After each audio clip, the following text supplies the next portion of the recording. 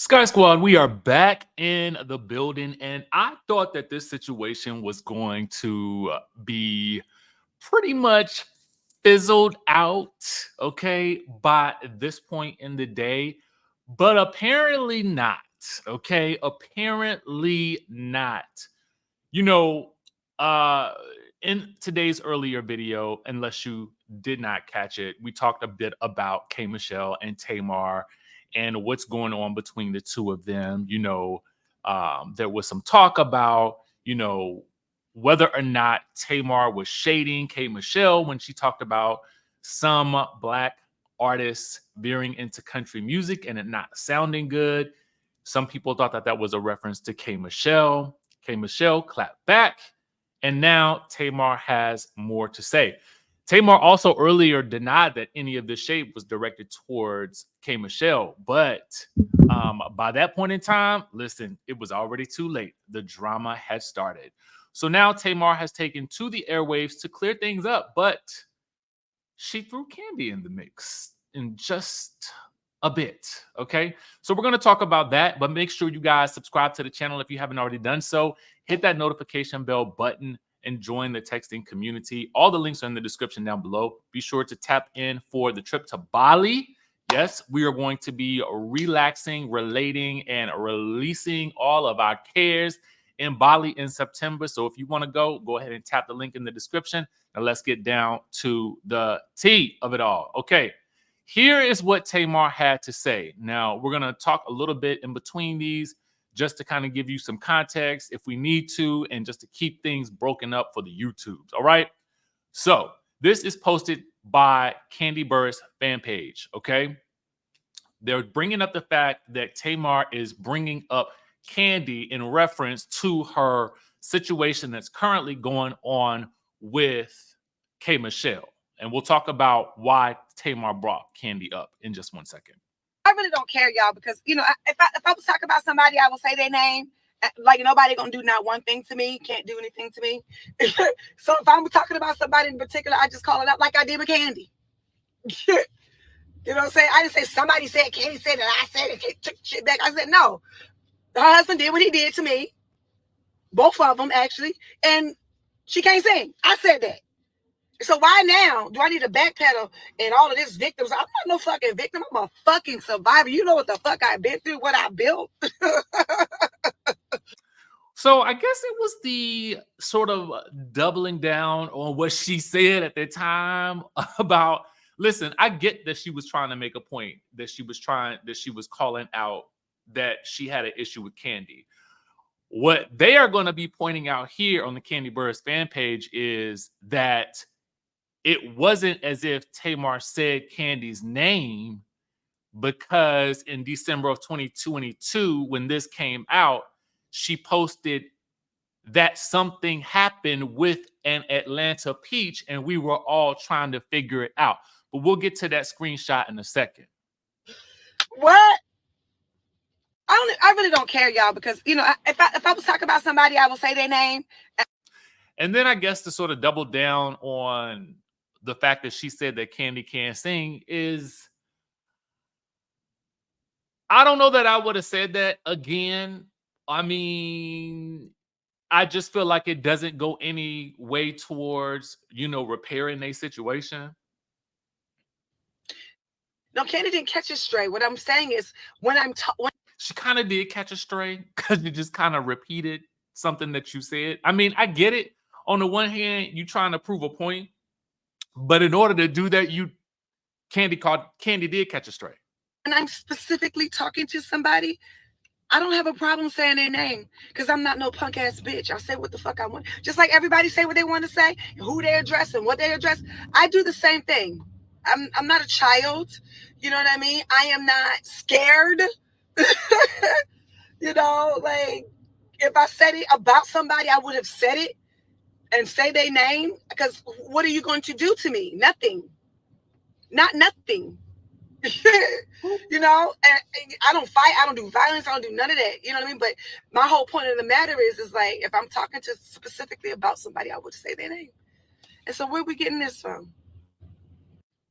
No, Kandi didn't catch. Rocks. What they say? I throw rocks and hide my hand. I say what it is. When do I stop? And who started that? Who started that? That's dumb. I said what I said. When I said it's not changing, it's not changing. Rocks. What is it? All right. So uh in the pulling of some receipts, okay, what we have here is the IG posts from that period of time where she was referencing the drama that occurred with her and Kandi and Todd. Okay. So it says, I was threatened by a peach and they man. I feel like if they did what they did, they would have told the world. Like if I did what they did, they would have told the world. Shall we play a guessing game? It's beef and it is a real beef because your husband stepped to me, period. Merry Christmas. So the caption reads, there goes Tamar bringing up Kandi in her rant. She claims that if she talks about anyone in particular, she would say their name. But let's recall December 2022 when she posted subliminal messages. Her bringing this up was just another way to jab at Kandi once again. Sis definitely has a pattern of throwing rocks and hiding her hand, but always claiming she is so positive. Do you guys feel like Tamar kind of does this frequently? And listen, let's really talk about the actions of it all. First of all, I like Tamar. I do. I feel like, again, I tell y'all all the time, she's one of my favorite reality TV stars, and I feel like the woman can sing down. But I do gotta say that I feel like Tamar sometimes be her own worst enemy. And I just feel like she finds herself in unnecessary beefs because I think she does things and speaks on social media in a way that really usually causes an uproar for herself. Now, whether that's done purposely or not, I really don't know. But I think that that's her Tamar's main problem is Tamar. That's it. I mean, for real, because I just think that you know by and large, K.Michelle has definitely gotten to a place where she be chilling, right? And she really don't come out until somebody, mentions something usually, right? And then when she does, she go all in. But again, like I said to y'all earlier in my earlier video, like to a certain degree, you got to learn to ignore certain things. Like people gonna talk about you because you in the spotlight, and that's pretty much what it is. But you can control what you give energy to, right? So anyway, to further clarify, we want to look over at the neighborhood talk, right? And you know, Phil, who is one of the hosts, right? Of the podcast that Tamar was on, he stepped into, the comments and had two things to say. Well, one thing to say in the comments, but one other thing to say in his IG stories. If you guys haven't followed Phil, definitely follow him because he is really legendary in the music industry, in the entertainment industry in general. Okay. Just so you guys are well aware in case you don't know who he is. But he says, for the record, Tamar didn't mention K.Michelle's name in the interview or off camera. The media and the fans got to stop putting words in people's mouths. There are a number of Black artists trying to cross into country. I can name a few that should go a different direction. Much love to Tamar and K.Michelle. Both ladies are extremely talented, and we got love for them at We Sound Crazy because that's the podcast, right? So, I mean, there was still a little bit of shade being thrown there. I mean, I just feel like clarify who you talking about. In my opinion, clarify who you talking about, and that way there's no confusion. Period. Because even if I feel like he could have left that part out, right? There are a number of Black artists trying to cross into country. I can name a few that should go in a different direction. It's kind of like, you know, we all say and do things that we could probably think better on. But in my opinion, unless you're going to call out the name, like don't even say that part, right? Because then it's still going to lead people to think, and guess who you're talking about, and then that further fuels what's going on, right? So anyway, he then posted under the Neighborhood Talks post and said, "It's the truth. We talked about it after the taping. K.Michelle has been on the show and our friend. Plus, my co-hosts Chuck Harmony and Claude Kelly created her Tennessee single. If we thought that there was shade toward K.Michelle, we would have edited out the episode. Check out the full conversation at We Sound Crazy and stop trying to put these two black women against each other. Hashtag moving on." Okay? So there we have it with Tamar and K.Michelle. At least there's some clarity there, even though it seems like the situation has already spun out of control. But now it seems as though there is now the issue of Tamar, of Kandi catching a stray in all of this. Or do you feel like she did? Or do you feel like she didn't? Okay. Let us know in the chatterization down below. Again, all commentary is alleged. Everything in life is alleged. Even your life is alleged. But we're still here to give commentary on it, right? So next, I want to talk about Real Housewives of Beverly Hills. It's been a minute since we really had any news regarding Beverly Hills. And to be honest with you, I had kind of gotten to the point where Beverly Hills kind of gave me the vapors. And let me tell you why, okay? Before we get into the story, I'm going to go ahead and put it on the screen from our friends over at Queens of Bravo. And it really comes from the Daily Mail, right? But it's been reposted and reshared in quite a few places. And I just chose to use Queens of Bravo because I think that was one of the first places that I saw it. So Beverly Hills to me was I think it boiled down to a nothing burger season. There were definitely some highlights. I mean, name them was probably one of the best moments of the season, if you ask me, outside of the Denise Richards of it all. But anyway, I had kind of stopped watching it towards the end because I just felt like Kyle Richards was like doing a major gaslighting on us. And I just kind of I wasn't feeling it. I knew that nothing was going to be answered. Like, if you wanted anything or any information regarding her separation from Mauricio, I knew that we weren't going to get any real answers because she was gaslighting the ladies throughout the season. Granted, I am sure she probably did not really know where things were going to go. And I think that her excuse at the beginning of the season was, "Oh, yeah, we're having a hard time." That doesn't really tell us that you were on the brink of a divorce. And it does not explain why you were running around with this Morgan lady and looking like a couple. Okay. I mean, and listen, it's 2024. Nobody really cares, right? In terms of like who you choose to be with. One day you could choose to be with Mauricio, and the next day you could choose to be with Morgan. The next day you could choose to be with a cat. And ain't nobody gonna, well, I mean, maybe the cat, but ain't nobody gonna blink or look at you any differently in this day and age. It is what it is. If you like that woman, then you like that woman. Allegedly, I don't know, but I'm just saying, if that was the case, then just be open about it. And her excuse at the reunion was, "Well, I've given 13 seasons of my life to this show." Girl, you are only as good as the last season that you were on, okay? And that is season 13. So we're talking about now. We're not talking about the past 12 years. And if you feel like that you've given so much in these past 13 years that you ain't got to do no more, then get the step in. But anyway, this ain't about Kyle. This is about Dorit, okay? And it's a similar situation, to be quite honest with you. And I'm shocked, and I'm almost shocked and slightly appalled that they're taking this stance with Dorit, but not Kyle. So according to the Daily Mail, Dorit will be downgraded to a friend on the Real Housewives of Beverly Hills if she does not admit that PK moved out and is staying at the Beverly Hills Hotel. Boop, boop. Let's get into what they have to say about the situation. All right. So they're basically saying, and this is the Daily Mail exclusive, they're saying that Bravo has apparently gotten heavy with the fashion designers this month because they are fed up with her stalling about her relationship. Dorit, 47, and PK, 56, have been doing much worse than anyone would guess. This is what a source is telling Daily Mail.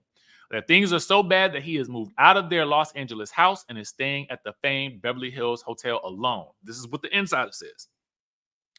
Also, according to this insider, if she does not open up about their marital issues, she will be cut down to only 3 episodes next season and labeled a friend and not a full-time cast member. Okay, so let's look at it like this, right? Dorit ain't really had much going on in the past several years anyway. Like, let's be, for real on the show in terms of the level of contribution to the overall narrative arc for the series. She was much more effective in her earlier years where I felt like she stood on her own. She came in, she was very brash about how she felt about things. She put her foot in her mouth and she was not perfect. That's the type of person that you want on a television show. This new Dorit is very curated. It is very much, I don't know. It's just not giving me everything that I feel like it needs to give. The most interesting part of Dorit this past season had been the reunion episodes where she revealed that Kyle has sent her some text messages that she found manipulative. That to me would have been worth exploring in the next season. But at the end of the day, I'm assuming that they are over the people who want to come on that show in particular, and a couple of other shows I could think of, but we're not going on that road. But and getting on camera and acting as if like not really giving us the full details of what your reality really is, because that's what you are paid to do, right? So I understand that there being some aspects of your life where you want to hold back a little bit, but then there being some aspects of your life that we do expect to see. If the man is living in a completely different place, girl, you might as well go ahead and let us know, right? Because I'm sure somebody gonna see him running in and up out the Beverly Hills hotel and not at home with you. So my thought is, giving her 3 episodes in the beginning and then cutting her down to a friend. Ooh, listen. The thing about it is, again, I said it earlier, you only as good as your last season. I would think that they would think about giving Kyle the same treatment, because I think that if you watch Buying Beverly Hills on Netflix, you would have a better understanding of Kyle and Mauricio's marriage than if you watch the entire season of The Real Housewives of Beverly Hills this past season. And that's just facts. So, am I on board with this? As y'all know, I don't want anybody to ever lose any money or any coin. That's not how I roll on this channel. However, we do have to take a look at whether or not she is contributing, and of what she is contributing is of value to the narrative arc of the television show. And right now, it just doesn't feel that way. So, my thought is, if it's her time to go, then it's her time to go. I wouldn't mind her being in the periphery. And to be quite frank with you, Dorit for a while have been really known for her fashions. And I feel like even that has gotten to a point now where I'm not really moved by any of that, because I feel like it's a distraction to the fact that you're not really sharing your story. So anyway, let me know what y'all think in the comment section down below. I do realize that there was a teaser for the first 7 minutes of The Real Housewives of New Jersey that has come out today. I do think that we are going to try to cover that show here on the channel. I am kind of excited about it because we didn't cover Jersey last season, and I kind of miss it because the show is wild and our recaps for it are always unhinged. So I'm ready to kind of get back to a little bit of unhinged fun. So with that being said, let me know if you guys will be tapping into The Real Housewives of New Jersey, like I am, and we will see how things go. I'm thinking about trying to figure out if I'm going to continue with Martha's Vineyard. The show is so chaotic to me. I find it hard to recap, but that's just me. Anyway, with that being said, oh my God, I meant to tell y'all one more thing. Are y'all watching Diara from Detroit on BET Plus? Baby, let me tell you something. If you are not watching that show, you are missing out. That first episode, the first 5 minutes, I was hooked, okay? And it's a mystery, it's comedy. It to me, like it gives me everything I need, okay, in the show. Like, it's the best of all worlds to me. And the lead character is hilarious, okay? So if you guys listen, tap into Diara from Detroit, please. If you do nothing else for me today, it's on BET Plus, streaming right now, all episodes. Go and do yourself a favor and watch it and come back and tell me, at least just tell me how you like the first 30 minutes, okay? I bet you fall in love. I bet you fall in love. All right, y'all, that's all I got for y'all right now. Be sure to tap into the links in the description. We're going to Bali. Think fabulosity, think fun in the sun, monkeys and temples and waterfalls with me, a little champagne here and there. You know what I'm saying? It's going to be a transformative trip, and I cannot wait. If you have questions, DM me or send me a message or leave me a comment. Emails usually probably work best because I usually can get those a little faster. With that being said, y'all, also the book, we are 2 weeks away from the release of the book. I'm super excited. I can't wait for y'all to read it. It is so good. I'm shocked at myself. Anyway, that's about it. I will catch you guys in the next video.